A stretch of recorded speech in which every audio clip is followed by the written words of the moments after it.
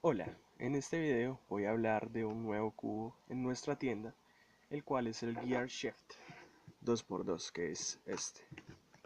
Es un 2x2 Gear. La idea es que se puede, por ejemplo, mover de las esquinas así. Y también separar para moverlo independientemente del cubo, para girar capas independientemente y volver a unir. Se puede hacer esto por los tres ejes.